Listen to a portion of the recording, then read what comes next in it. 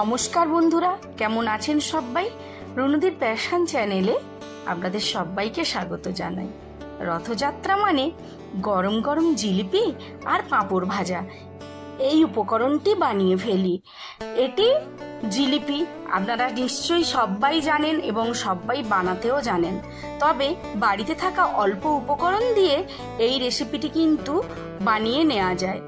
চালের গুঁড়ো যদি এতে ব্যবহার করেন খুব মুচমুচে হয়। আমার কাছে আজকে চালের গুঁড়োটা ছিল না, তাই আমি শুধু ময়দা দিয়েই কিন্তু রেসিপিটি বানাবো, তাতেও কিন্তু খুবই মুচমুচে হবে।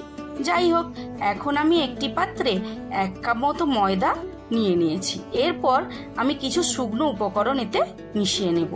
আমি হাফ টেবিল স্পুন মতো বেকিং সোডা মিশিয়ে নিলাম। বেকিং পাউডার নয় কিন্তু, বেকিং সোডা, যেটাকে আমরা খাবার সোডা বলে জানি, সেটা মিশিয়ে নিলাম। আর 1 কাপ ময়দার জন্য আমি 3 চামচ মতো টক দই ফেটিয়ে রেডি করে নিয়েছি। এবার সমস্ত উপকরণ আমি খুব ভালোভাবে মিশিয়ে নেব। তারপর এখানে আমি জল ব্যবহার করব।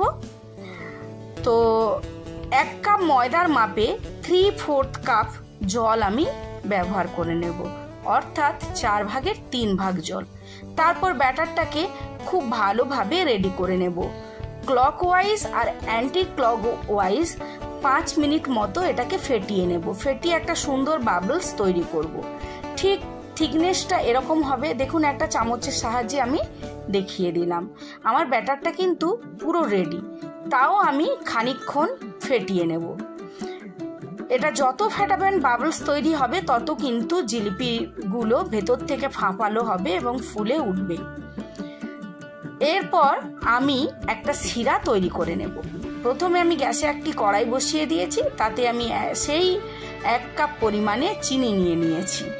তার মাপে আমি 1 কাপ জল নিয়ে নিয়েছি। এখানে 1 কাপ চিনির জন্য 1 কাপ কিন্তু জল নেবেন। তারপরে সুন্দর একটা শিরা আমি তৈরি করব। চিনিটা গলে একটা বাবলস তৈরি হবে।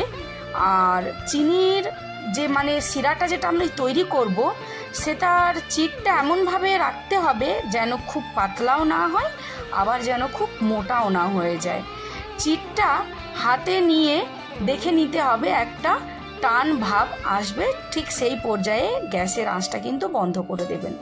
যেহেতু একটু ইয়েলো কালারের দেখতে ভালো লাগে, তো সেই কারণে জিলিপির এই রসে আমি কিন্তু একটু ইয়েলো ফুড কালার মিশিয়ে দিয়েছি। আমার শিরাটাও পুরো রেডি হয়ে গেছে। এরপর আমি গ্যাসে আঁচটা বন্ধ করব। তার আগে আমি একটুখানি লেবু কেটে দিলাম, যাতে শিরাটা খুব না ঘন হয়ে যায়। এবার পাশের গ্যাসে এটা আমি সরিয়ে রাখলাম।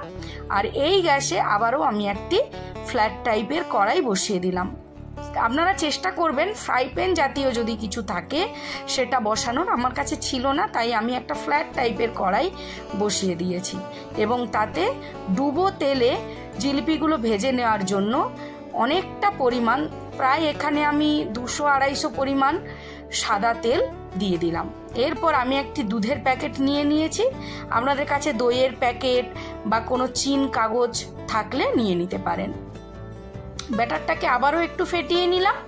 এরপর একটা কাপের মধ্যে পুরো দুধের প্যাকেটের মুখটা আমি কেটে নিয়ে সেট করে কাপের মধ্যে মুড়িয়ে এবার আমি তৈরি করে রাখা ব্যাটারটা সম্পূর্ণ এর মধ্যে ঢেলে দেব। ব্যাটারটা পুরোটাই এর মধ্যে ঢেলে নেব। আর ব্যাটারের থিকনেসটা কিন্তু ঠিক এরকম রাখবেন, যেন খুব পাতলা না হয়ে যায়, আবার যেন না খুব মোটা হয়। মিডিয়াম যেরকম পরিমাণ জল ব্যবহার করতে বললাম, ঠিক ওই রকম পরিমাণে জল ব্যবহার করে থিকনেসটা তৈরি করে নেবেন। এরপরে আমি মুখটাকে একটা গার্ডার দিয়ে খুব ভালো করে টাইট করে বেঁধে নেব, যাতে আমার যখন জিলিপিটা বানাবো ওপর দিয়ে যেন না ওই ব্যাটারের অংশটা বেরিয়ে চলে আসে। খুব সুন্দর করে বেঁধে নেব এবং বেঁধে নিয়ে আমি একটা কোণের মতো করে তৈরি করব, যাতে কড়ার মধ্যে তেলে যখন আমি জিলিপিটা ছাড়বো আমি যেন ঠিকঠাক শেপে আনতে পারি। তবে আমি তো একদম দোকানের মতো অত সুন্দর শেপ আনতে পারবো না, কারণ এটা রোজ বানাই না। যারা রোজ বানান তাদের এই শেপটা খুব সুন্দর এসে যাবে, কিন্তু আমরা যেহেতু রোজ বানাই না, একটু শেপটা তাই দোকানের মতো অত সুন্দর আসবে না। দেখুন একটা কোনা করে নিয়েছি, এবার কাঁচি দিয়ে ওই কোনাটাকে একটু কেটে নেব। এবার কড়াইতে তেলটা খুব ভালোভাবে গরম করে নেওয়ার পরে গ্যাস ফ্লেমটা মিডিয়াম করে দেব। তারপর সুন্দর করে জিলিপিটা বানানোর চেষ্টা করব। দেখুন দোকানের মতো শেপ না হলেও কত সুন্দর তেলের ওপরে কিন্তু ভেসে ভেসে উঠছে। এইভাবে একটু লাল লাল করে ভেজে নেব এবং পাশের গ্যাসে যেখানে মিষ্টির মানে যে শিরাটা আমি তৈরি করে রেখেছি চিনির, সেই শিরার মধ্যে কিন্তু ডুবিয়ে দেব। এইভাবে জিলিপির শেপগুলো আমার হয়েছে। দেখে হাসবেন না, কিন্তু খুব একটা সুন্দর হয়নি, তবুও চেষ্টা করেছি, কিন্তু খেতে খুব দুর্দান্ত হয়েছিল। এইভাবে একটু লাল মুচমুচে করে ভেজে নেব, যাতে এর ভেতরে রসটাও খুব সুন্দর ঢুকে যায় আর খেতেও খুব সুন্দর মুচমুচে হয়। তবে চালের গুঁড়ো ব্যবহার করলে খুব অপূর্ব মুচমুচে হয়। এই রকম পর্যায়ে তুলে নিয়ে আমি ওই যে পাশের শিরাটা রয়েছে ওর মধ্যে ডুবিয়ে দেব এবং একটি ছান্তার সাহায্যে রসে আরও ভালো করে ডুবিয়ে দেব, যাতে জিলিপির ভেতরে রসগুলো খুব ভালোভাবে ঢুকতে পারে। তো এইভাবে আমি সমস্ত জিলিপিগুলো তৈরি করে নিয়েছিলাম। 1 কাপ ময়দা দিয়ে আমার কিন্তু অনেকটা পরিমাণ জিলিপি হয়েছিল।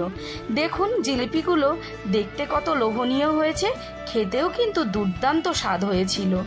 আমার ভিডিওটা যদি ভালো লাগে তাহলে একটি লাইক দেবেন, আর যদি আমার চ্যানেলে নতুন বন্ধু হয়ে থাকেন তাহলে প্লিজ প্লিজ প্লিজ বন্ধু আমার চ্যানেলটি সাবস্ক্রাইব করবেন।